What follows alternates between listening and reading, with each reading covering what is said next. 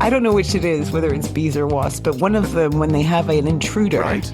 they will all gather around and wave their wings in such a pattern that it effectively microwaves the intruder. Really? Yeah. Microwaves? Are these killer bees with laser guns? No. Smashing Security, episode 361, Wireless Charging Woe, AI Romance Apps, and Ransomware Revisited, with Carole, Theriault and Cluley. Hello, and welcome to Smashing Security, episode 361. My name's Cluley. And I'm Carole Theriault. And Carole, this week we're joined by a returning guest, someone who's been on the show many times before. Let our gorgeous listeners know who it is. This week we are joined by Paul Ducklin. Hello, everybody. Hello, Doug. Welcome, Duck. Thank you so much. Thanks for having me. I'm looking forward to it. You never quite know what Graham's going to say, but you know he's going to say something. Yep. Now we have an action-packed show, so I suggest we get going. So let's first thank this week's wonderful sponsors, Collide, BlackBerry, and Vanta. It's their support that help us give you this show for free. Now, coming up on today's show, Graham, what do you got?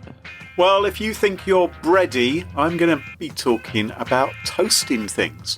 I have no idea what that means. I think, I've just worked it out. I think it's what passes for a pun. Okay, not getting it still. What about you, Duck? I'm going to look at what happened since you talked about Lockbit last week and the issue of decryptors. Is it worth it? Can it help? Does it work? Should we strive for it? Great. And I will be tiptoeing into a potentially brand new AI dating frontier.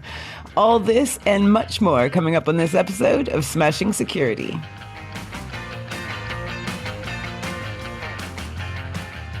Now, chums, we all get up in the mornings, if we're lucky.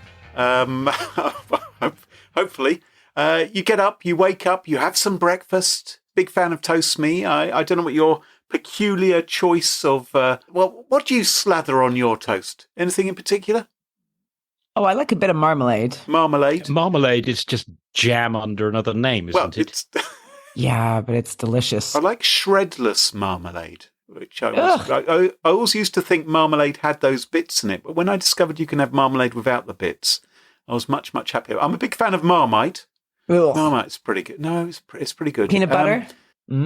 Certainly not. So I've sorted out my toast, then I pick up my phone. Yeah, don't confuse them. Like if you slap your marmalade against your ear, you're going to be in trouble, aren't you? Also, if you put your phone in the toaster, that's no good either. You could fry in all electronics. So either of you have wireless chargers? Maybe Nope. at your home, in your car, anything like that? Nope. Oh, I do. My car's 12 years old, and no, none in the house. Well, Oh, Graham set us up and we dropped him in it. Do you have wireless chargers? No. Do you go on? well, it's quite a handy thing, I think, because... You're often several meters away from a PowerPoint. Well, no, let me explain what my issue is, Duck, with wired charging. I mean, in some ways it's great because you can find your phone under the rubble on your desk, right? All the detritus which is there, you can just follow the lead and eventually find your phone. That's why I don't have wireless earphones, for instance. I'd just be losing my earphones all the time. So I like them being on a wire. However, with a phone, you've got that little twiddly, little irritating little, it's a lightning cable or something, or USB, and it's quite often the bit which goes wrong because the wire gets bent or the connection gets a bit flaky and all the rest of it. So I quite like the idea of wirelessly charging my phone, particularly overnight, because I don't have to remember to plug it in. I just dump it there and it's fantastic and it's happy. How many wireless charge locations do you have in your house? I think I have 2. Okay. Is that all right with you? Missing a trick because I've probably got 30 socket outlets where I can plug in a charger. So I'm way ahead of you there, Graham. So these chargers, the technology is called, I think it's pronounced Qi. Yes. QI. Not as in the television quiz show hosted by Sandy Toksvig. No, that's right. QI is also, of course, a fabulous word to use in Scrabble, particularly if you get the Q on a triple word, a triple word or triple letter even, because especially if you go two ways, it's quite a handy one that you can make a lot of points. Not as good as Kwaijibo. Well, a balding, what was it? A balding ape or something. Well, there was that virus, wasn't there? The Melissa virus. Which referenced Kwaijibo, which was a Bart Simpson thing from the 90s, wasn't it? Yeah, that's right. Well, that's dated us, hasn't it? Anyway, so you have these Qi wireless chargers around the place, and there's a whole bunch of vendors these days making them. Well, we don't. You do. Well, all right. We don't. Folks do. Many people do, Carole, but not people like you guys. No, we worship efficiency, you see. So we like the idea that you just. Duck, do you have a wireless phone? How do you mean a wireless phone? A phone which you don't have to plug in to phone someone up on. The telecommunications industry in the United Kingdom of Great Britain and Northern Ireland is discontinuing landlines, so you don't have a choice. You just got to go with the flow. Right. Okay. So there. And I do have wireless headphones because I walk away from my desk and I don't want to yank my computer off onto the floor. But wireless charging's not for me. Okay. But we'll let you get there eventually, Graham. Don't worry. All right. Carry on. Anyway, some boffins have been researching ways in which you can attack smartphones. And what they've discovered is there's a new way of attacking smartphones. It's not phishing. It's not a malware attack. It's a kind of denial of service attack, if you like. And it involves these wireless chargers. And they have called this technique of attacking smartphones VoltSchemer. It's not Ben Gurion University of the Negev, is it? Those guys. It's not on this, when I saw the headlines at first, I thought it would be them because those guys they do great. Are always coming up. Fan Smitter and Lan Tenor and all that. They get the best names as well as cool research. So it's not those guys. They do really cool things. Now, this is a bunch of, I think they're Chinese researchers who've come up with this. VoltSchemer launches a wireless power toasting attack against smartphones, potentially damaging charged smartphones through overcharging and overheating them. And not overcharging financially, but like making it boil. No. Anyway, and it does more than that. So I'm going to explain what they do and how this works. And you can tell me how plausible you think this is as an attack vector. Okay.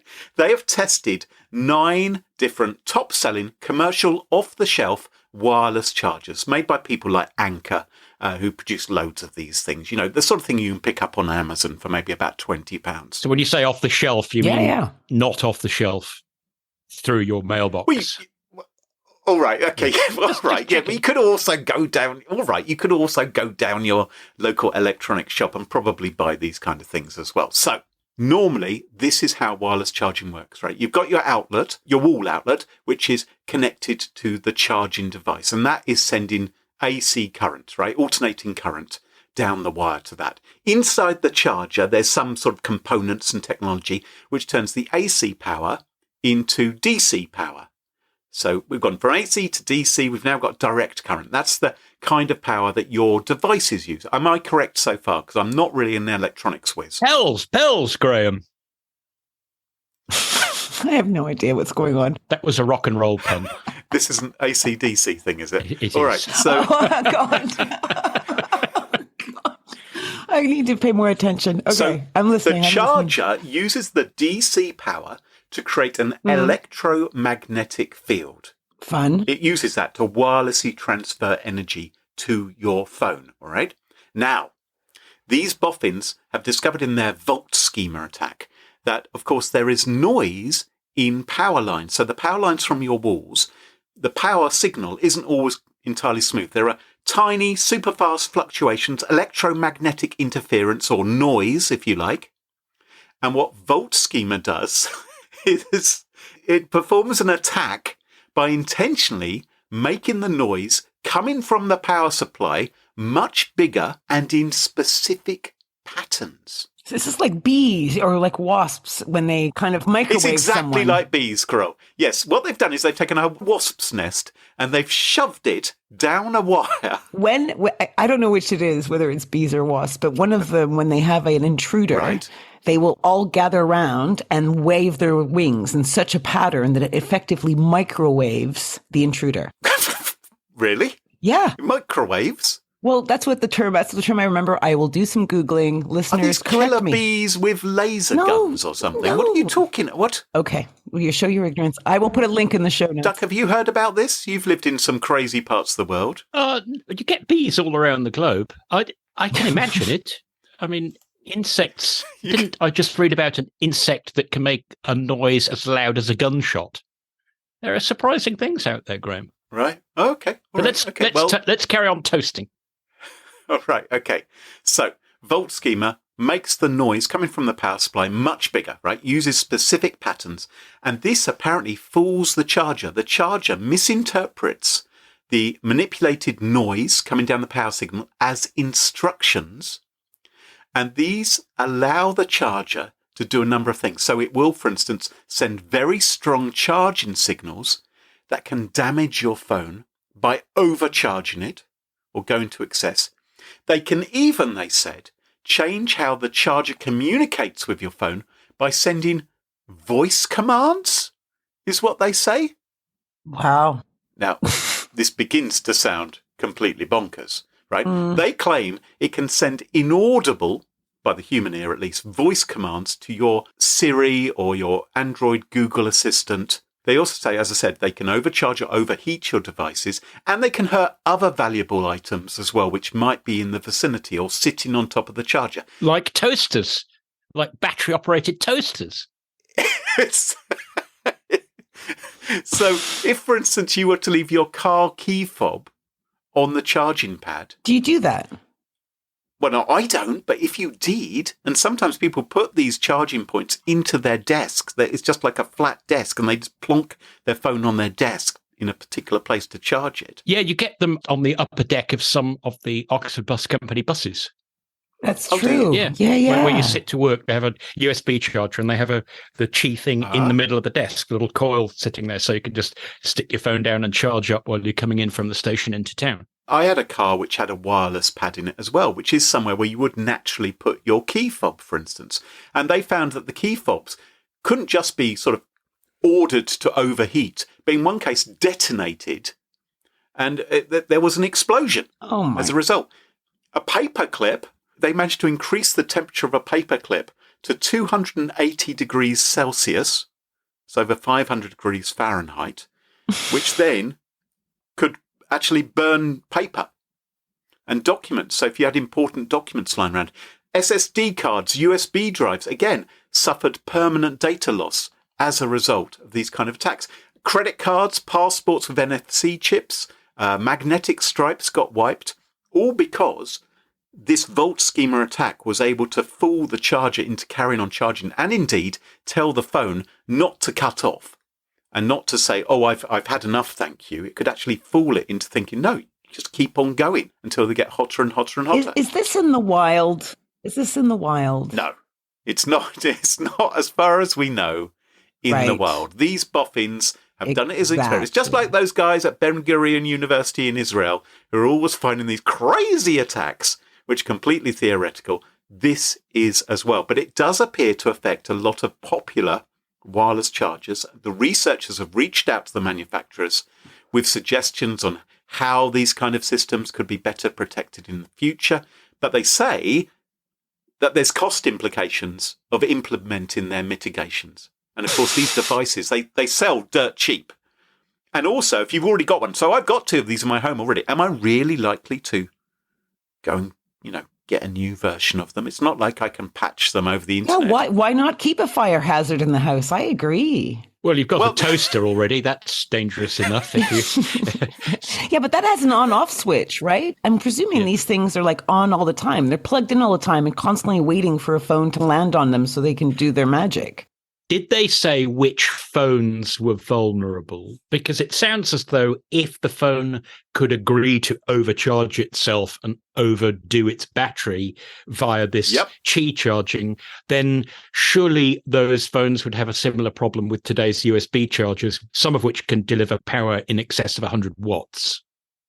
Well, it seems that they did tests on the iPhone SE, the Pixel 3, a number of other manufacturers as well. So they did it on a whole bunch of devices where they were able to do it. Maybe, I don't know if it was through this injecting of voice commands. They were saying they could control voice assistants inside the smartphones. Yeah, I kind of think you could do. I kind of think that doesn't seem far fetched to me. I have no idea how you do it, but I guess you make sounds that maybe have some ultrasonics in them that the microphone picks up that you can't hear that are misinterpreted.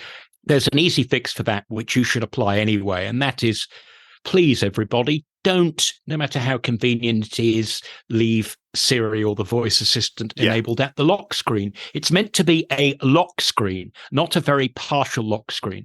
The less you have on your lock screen, the safer your phone is. There's been a litany of bugs over the years of things that went wrong at the lock screen because something's not really locked if it can actually wake up at the sound of a single word. Hang on. Carole has sent me a message. She says she's done a screenshot. This is from National Geographic. Oh, excellent. Apparently there's something called hot bee balls is the title of this article. Apparently in a battle with Asian giant hornets, Japanese honeybees. Not beans, bees. Bees. They turn up the heat by swarming around hornets and cooking them to death. Thank you very much. Scientists have found a genetic switch in the honeybees' brains that turns on during the attacks. Thank you very much. Well, I can see why you've mentioned this in this piece, Carole. There's definitely a link. Thank you very much. You're very welcome. Duck, what have you got for us this week? Well, I thought that it might be intriguing, even though you covered the beginning of this saga last week, to revisit the whole ransomware situation, not least because of what you might call the denouement, or maybe it's not the denouement, maybe it's the ongoing story of the Lockbit takedown, and also recent news about the Ricida ransomware decrypt it yourself because the crooks made a programming blunder. How do all these things, such as freebie decryptors, how do they really play out in the ransomware world? Is it something we should be keen on trying? Can they work? And what happens next? So anyone who wasn't listening last week, just to quickly recap. Go listen to the show. Well, yeah, shame on them, frankly. No, they could just go back a week. It's not a big deal. All right. But anyway, so the law enforcement authorities, they took over the Lockbit infrastructure. They grabbed a whole load of decryption keys. They reckon they can unlock anyone's Lockbit encrypted files for free rather than you have to pay the ransom, right? But since then, Lockbit appears to have made a bit of a comeback. That's correct. Ooh, I want to hear all about it because I've not been following this at all. Well, apparently, the way the stories unfolded from law enforcement, they were able to break into about 36 servers. They got hold of details of just over 14,000. I don't know whether they were email or messaging accounts related to so-called affiliates. They claim to have got 1,000 decryption keys or pre-built decryption programs with the keys built in that people would normally have to negotiate and pay for. They also claimed they'd frozen 200 cryptocurrency accounts. As I wrote on my website, we're not quite clear what that means. I think if they'd actually seized wallets that they could get money out of, they would have been sure to say that. So whether they just blocklisted the names of some Bitcoin addresses, whether they did something with cryptocurrency exchanges, that was unclear.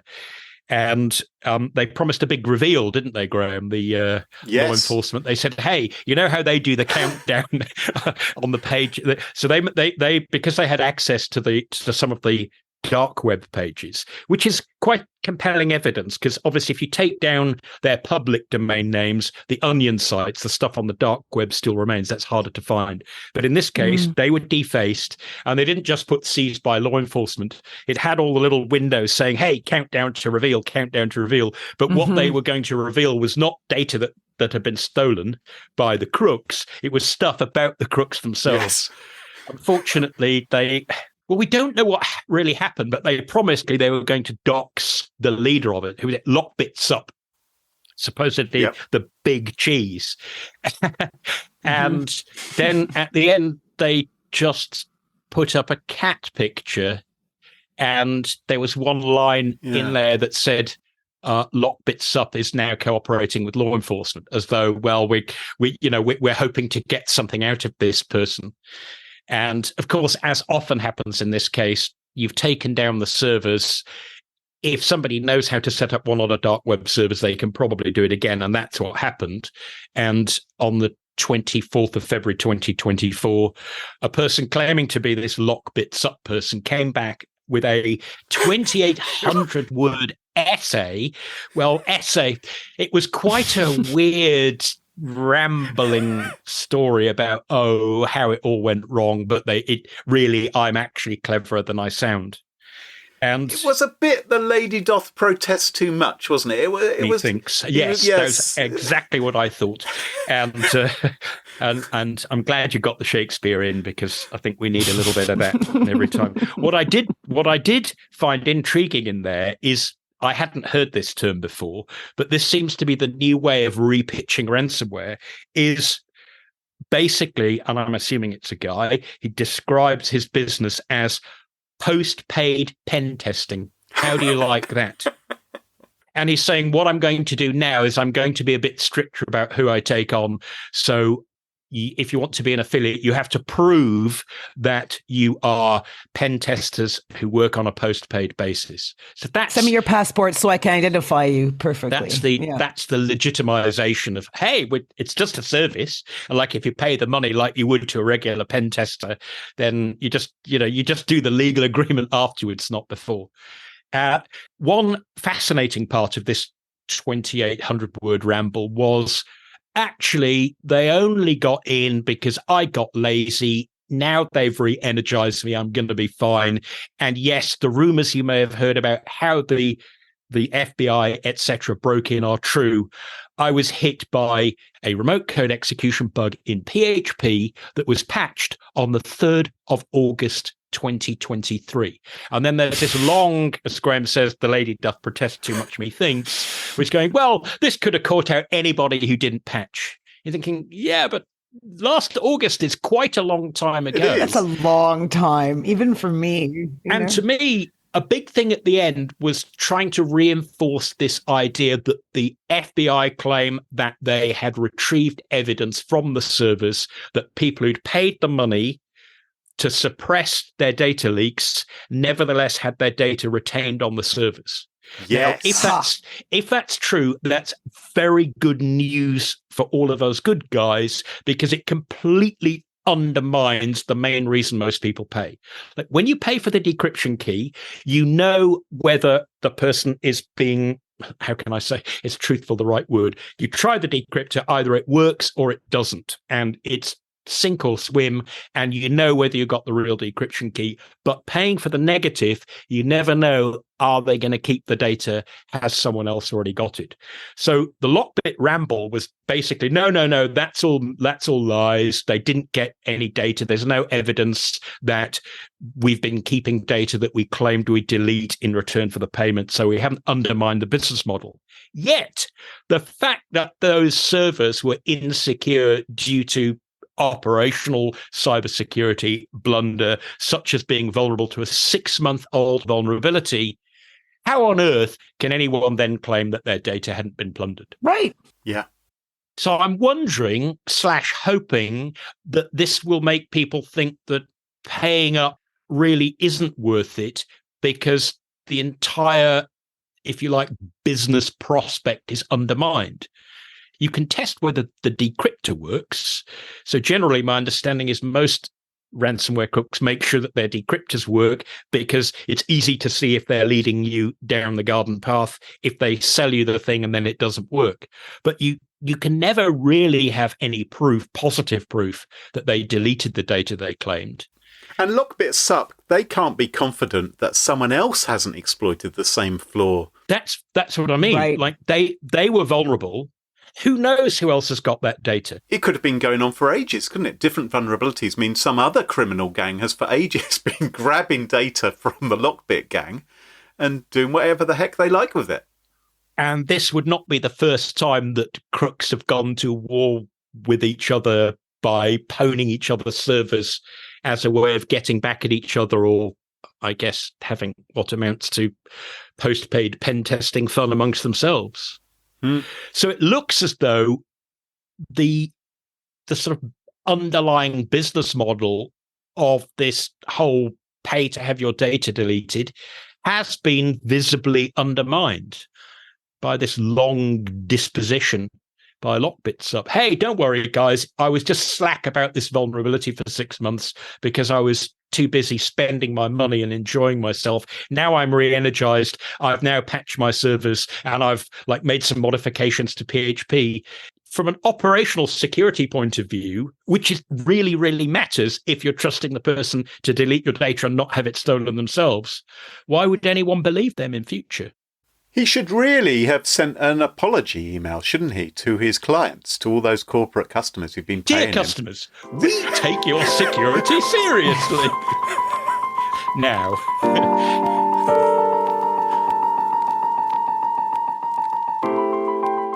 Carole, what have you got for us this week?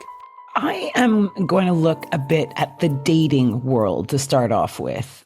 It just struck me. I was looking at it today and doing a bit of research on what was the dating landscape in the last few years. How do people do it? And it's completely different from when I was in the dating zone. I'm sure it's this. I mean, Graham, actually, you've been on it more recently than me. And yeah, you were on it about 1978, weren't you? I think you probably haven't been on it for a while. So. Yeah, I was still a toddler. That's right. But so I was looking at this research, and maybe for a guy with marmalade issues, Graham, you're quite gobby today. He's in a bad mood. Can you tell? Yes, he's speaking.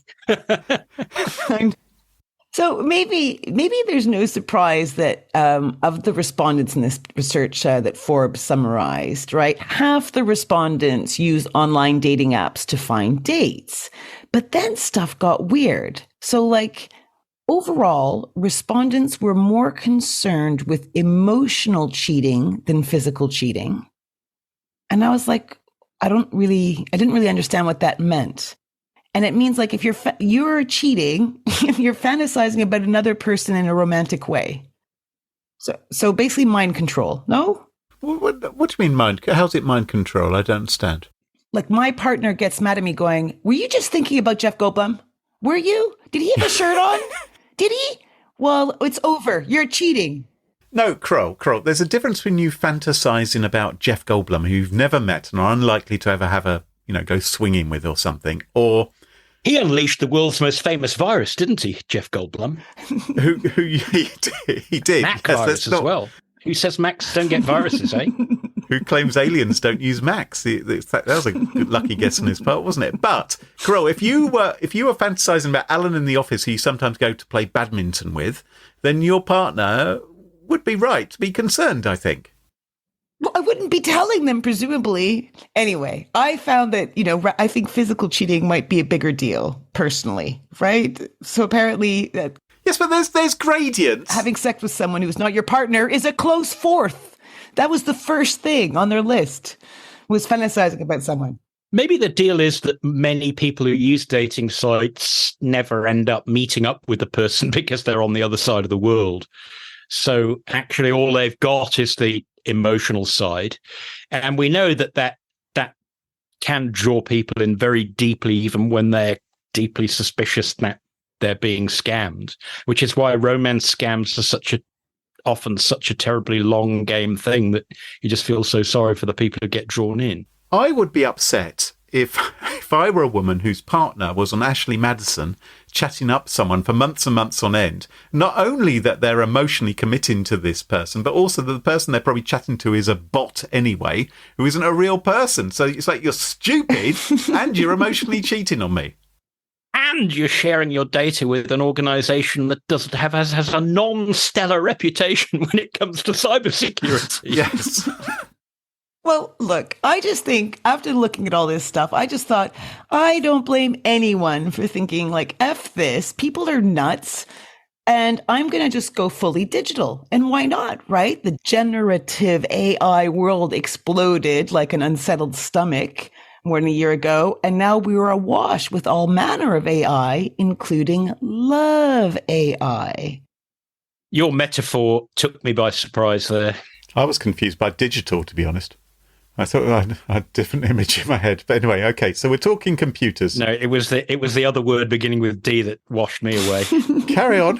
Some of you longtime listeners might remember that I spoke about Replica AI, I think twice last year. Replica AI is one of the many online chatbots that you effectively train to be your love interest through texting and sending pics and sharing your deepest, darkest secrets. Like, so you might kind of go, oh, that is not weird at all.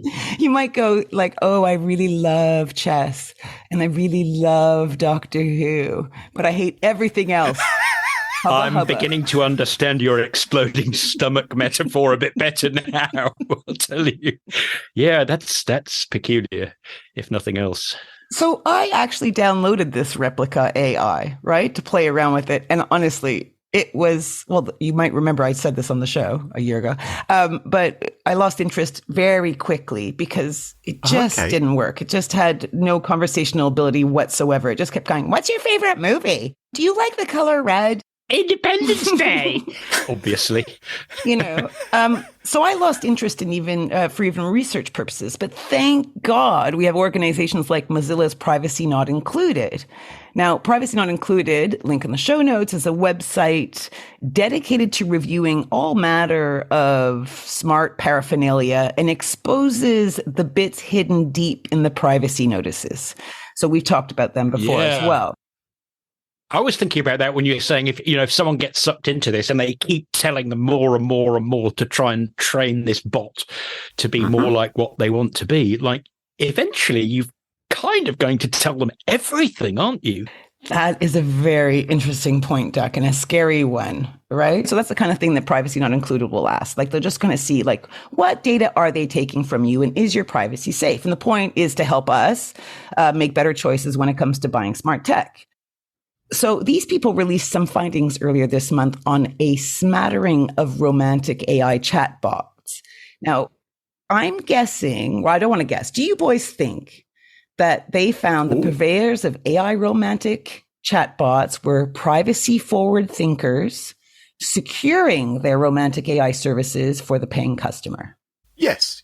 I expect they found that they were all performing perfectly. Top notch. 5 stars. And looking after privacy. And it's great that we have such a good news story on the Smashing Security podcast. Would you be surprised to find out that Privacy Not Included found that all 11 romantic AI chatbots assessed had privacy issues, making them among the worst products reviewed for privacy by the club? Huh. Would you be surprised to find out that these AI chatbots are deliberately designed to collect sensitive personal information under the guise of being empathetic friends or romantic partners? No. Shame on you, Carole. That can't possibly be happening. No, but think about it, right? You're sitting there, Clue, right? You're sitting there wooing a bot with your Zhu Zhuang talk. Is that how you say it? Zhu Zhuang? Zugzwang. Zugzwang, yeah. And my Maroxy bind. Yeah. Another good chess maneuver. Yeah, you share all your fantasy moves and fantasy games with the fantasy players to the AI chatbot. Hit the board over in a fit of rage. That's also a chess ending. Tell them all about your lucky underpants. Would you be a reasonable person to assume that this dirty chess talk is just between you and your AI darling? It would be nice to think it were, but I suspect you're going to say that it isn't. And I bet you, as you said, they're collecting location information, all sorts of other stuff as much as they can as well, right? Because that helps you be more empathetic. Because, well, you said X when you're at location Y, but you said A when you're at location B. It's important to know all this stuff, folks. So I can imagine people being lured into turning all the share with us options on. Exactly. So they market themselves as an empathetic friend, lover, or soulmate, but are built to ask you endless questions. They're designed to collect sensitive personal information about you. Numbers from the research, chatbots collected excessive personal data with an average of 2,663 trackers per minute and up to 24,354 trackers detected in 1 minute of use. That's a lot of tracking. That does sound. And I bet you once people think they can trust this bot, and we know that's an issue because going right back to, what was it, the 60s or the early 70s with Eliza, which was the first simple chatbot. People really got drawn into that, and they knew it was a program, but they still liked talking to it because it was a way to unburden. You can imagine that people aren't just going to be talking about their romantic wishes or their fantasies. They're going to be moaning about things in their life like, oh, I had my credit card blocked the other day, and I got into a big argument at the bank, and I'm thinking of switching, and I owe the utility company money and I won't be able to pay it. You can imagine they're probably giving away all sorts of details. That if you're a cyber criminal or an identity thief or another scammer who wanted to come in with a human scam, you would be off to such a flying start. Well, to your point earlier, Duck, they are hiding their, in the T's and C's, they hide their CYAs, right? Which means cover your bottoms.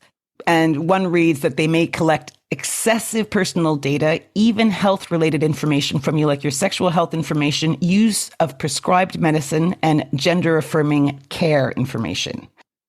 Fun.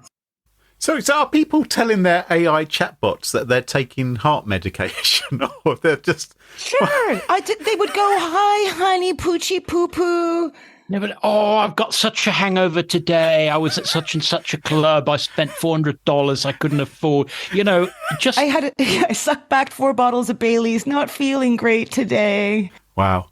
Now, a big issue is that some users want to use these chatbots to maybe help with their mental health. Maybe they're feeling lonely.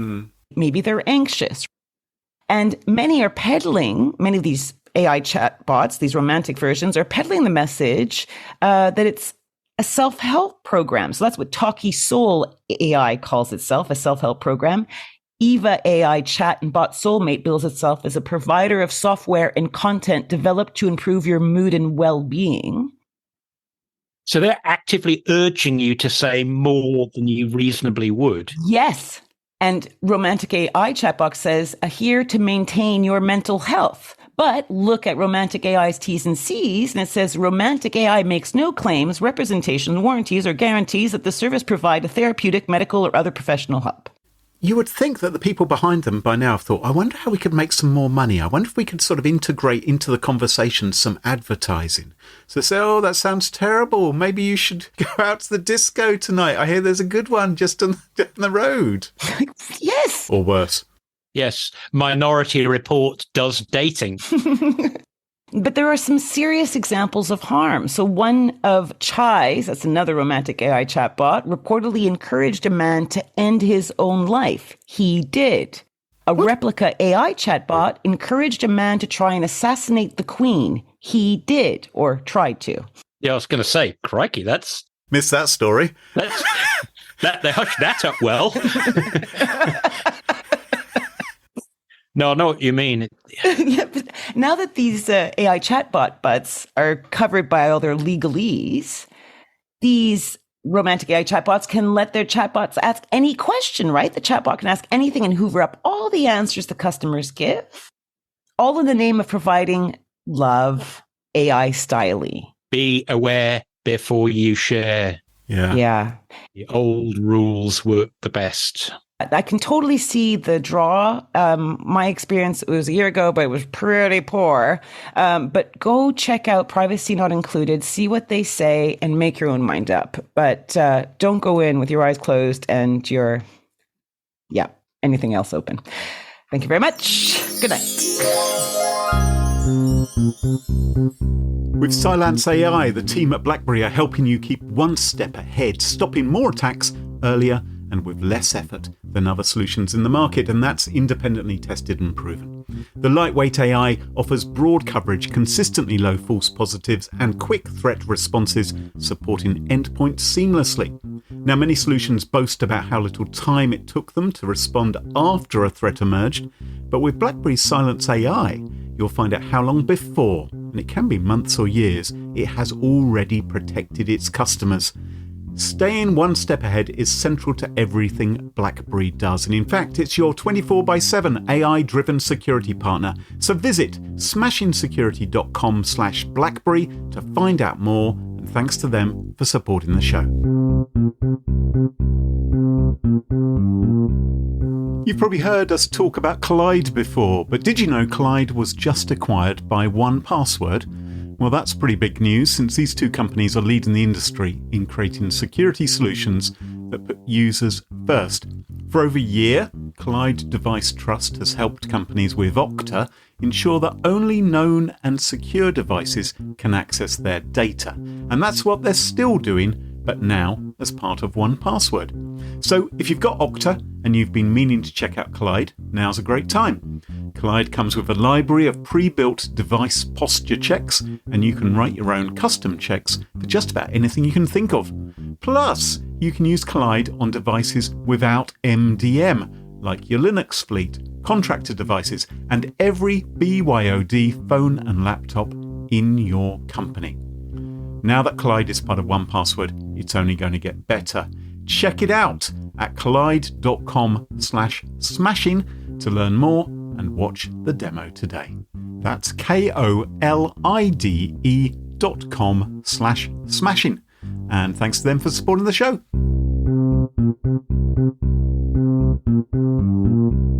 Smashing Security is also sponsored by Vanta.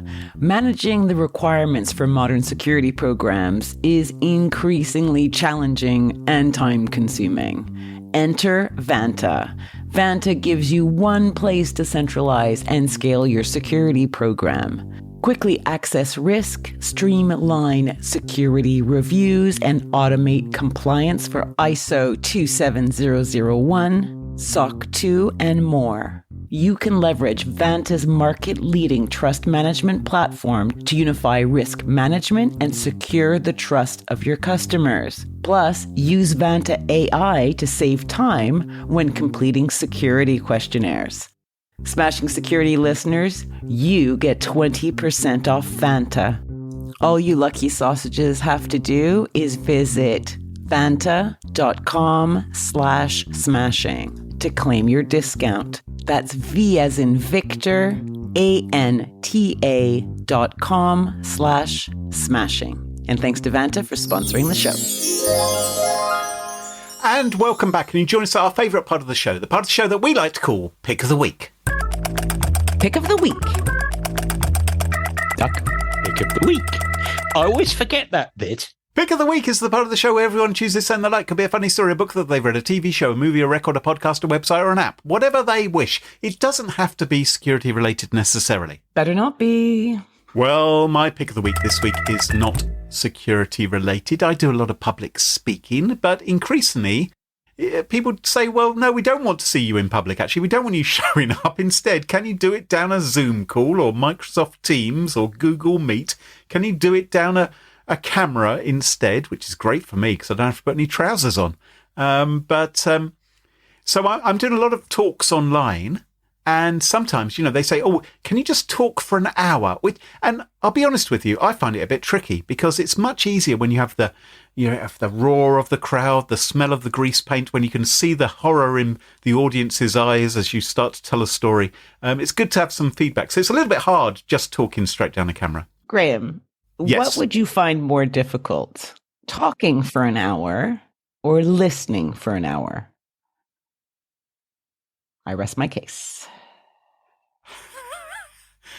Well, my pick of the week this week is something which makes it easier for me to talk online, down a camera, and hopefully appear slightly professional. Because it's not a romantic chatbot, is it? no, it's not. A fake audience. It can be easy to forget some detail of your talk or where you are, or, you don't want to be looking at your notes. So I use a piece of software sometimes called PromptSmart. And this is a tool which you can run on your computer or on your phone. I use it on my computer. And it's basically like a teleprompter. So you can put in your notes, you can have what you want to say if you're recording something, and it will scroll up the screen. And what's really clever about it is the voice recognition, which is built into it. So it isn't going up at a set speed. It's listening to what I say, and it scrolls at my speed.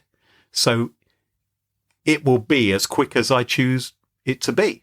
So as your talk goes on, the CPU starts overheating as it's frantically trying to keep up, and then eventually, like your wireless toaster, it all explodes.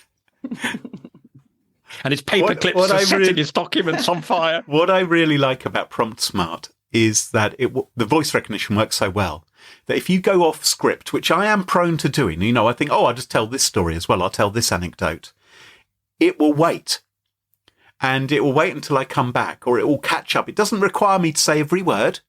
It will, it will jump to wherever I am. It will work out where I am. It doesn't start yelling at you. Does not compute. I don't understand. You're going the wrong way. Anyway, it works really nicely.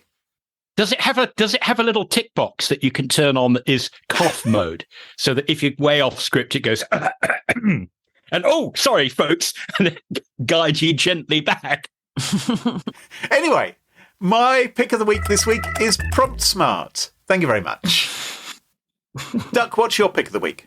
My pick of the week is a museum exhibit that is perhaps, at least in theory, one of the simplest you can imagine, at the Natural History Museum in Oxford, which is a great place to visit. Mm-hmm. Free entry, yes. Gorgeous Victorian Gothic building built in the late 19th century, just opposite Keble College. Mm-hmm. And this is an exhibit that it very much goes around 32 bits, or 2 to the power of 32, but it's not a techie thing.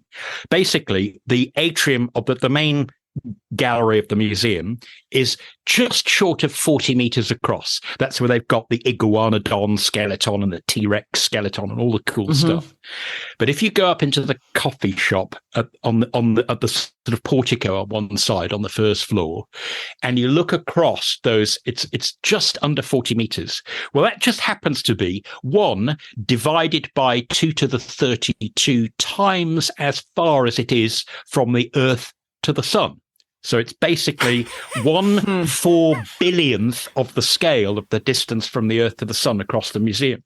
So what they have done on the far side of the museum, they have a gilt sphere, like a brass sphere that is about 350 millimeters across, which is 1/4 the diameter of the sun. Cool. And then on the near side, just in front of you, is the most exquisitely painted 1/2 to the power 32 scale model of the Earth, which comes in at just over 3 millimeters in diameter on a little pin, with the continents painted on beautifully. And then on a little circle around it, on another pin, is a scale model of the moon, which is about 1 millimeter across to scale. And it's amazing how, in amongst all the interactive exhibits and the super high-res screens and the carefully restored giant dinosaur skeletons, which are real, massive deal to maintain, this tiny, simple model, it's just amazing. If you just stand around near there and watch people, sometimes they go up there and work and sit and work. And people go, wow, that's amazing. And it really gives you this amazing sense of scale. And I didn't realize until I looked it up that the scale was also 1/2 to the power 32, more or less. And it's just fascinating how you can get an idea of the scale of just our part of the galaxy just by looking at these 3 balls, 1 millimeter, 3.2 millimeters, 350 millimeters, and think, gosh, The sun's a lot bigger than you probably thought. At 1.4 million kilometers in diameter. Very cool. Very cool. Very cool. Interesting pick of the week. Carole, what's your pick of the week? Well, I was a little stuck this week. I don't know. We do a lot of pick of the weeks. Guests get to come on and, have a few in their pocket, but like we have to do it every week, Clue. So, tiny violins are sounding. Well, I had a lot of work on last week, right? And then I twisted my ankle or rolled it or whatever. The cellos are joining. So I had to cancel loads of stuff, right? Which stressed me out and blah, blah, blah. And I was thinking, why did I roll my ankle, right? Because I probably wasn't paying attention. I was probably either thinking about something or planning ahead or, right? I wasn't like in the moment. I wasn't walking and, I don't know, paying attention. 1 foot, left foot, right foot. I think that's what I need to do. It's amazing how tiny the deviation you need to do that, though, isn't it? It's like annoyingly easy to do. Yep. And kind of frustrating. Anyway, so among other things that I was thinking, what can I do to try and maintain that? Is I downloaded or I heard about this app called Lotusbug. And there's no tracking that I can see. It's free for iOS and I think maybe elsewhere. But basically, it's one of those beautiful, simple apps that does only one thing. It just puts like this kind of chimey bell occasionally throughout the day, right? It just goes bong. Right. And it just means the way I read it, Graham, is calm the fuck down, basically. Right? That's the sound. So it just occasionally goes bong. Couldn't you just listen out for a nearby church clock? There are quite a lot of those in the Ox area, because then you get 1, then 2, then 3, then 4, then 5, then 6 as the day goes on. It's just a random bell. So just the bong calms you down, Carole. If you needed to be calmed down more, couldn't you have a fire alarm going off? Those words did not come out as I think you expected, Graham. The bong calming her down. So it has this little bell sound, and I don't know, I think it's good. So if you're finding yourself to be a little bit stressed, Graham, right? And a little grumpy because you have a lot of things on and you're trying to balance everything and everyone's frustrating you. Maybe Lotusbug is for someone like you. And that is my pick of the week. What the are you talking about? Maybe you could persuade the prompt smart guys to build it into the app. So if it sees you've gone off script, you just get bong, like a little calming gong thing. So is that all? Just one? Yeah. And it might say, remember to breathe, important life-saving stuff like that. One dong at a time. That didn't come out right either, but you know what I mean. Carole, what's the name of the app again? It's called Lotusbug, and it's my pick of the week. That just about wraps up the show for this week. Duck, I'm sure lots of our listeners would love to follow you online and find out what you're up to. What's the best way for folks to do that? The best way to do that is to go to pducklin.com, or if you can remember my full name, paulducklin.com will take you to the same place. And that's without a G, isn't it? Ducklin without a G. It is indeed. And you can follow us on Twitter at SmashInSecurity. We also don't have a G. Twitter will allow us to have a G. And we have a Mastodon account too. And don't forget to ensure you never miss another episode. Follow Smashing Security in your favourite podcast app, such as Apple Podcasts, Spotify and Overcast. And massive thank you to our episode sponsors, BlackBerry, Collide, and Vanta, and to our wonderful Patreon community. It's thanks to them all that this show is free. For episode show notes, sponsorship info, guest lists, and the entire back catalogue of more than 360 episodes, check out smashingsecurity.com. Until next time, cheerio, bye-bye. Bye. Bye.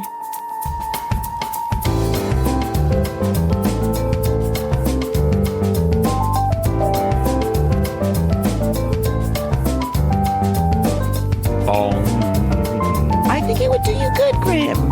Bit of bong in your life, little bell, little bell, just to remind you to chill out. Why? You seem to think I'm stressed. Yes, it's funny. Most people who are stressed don't realize they give stress vibes out.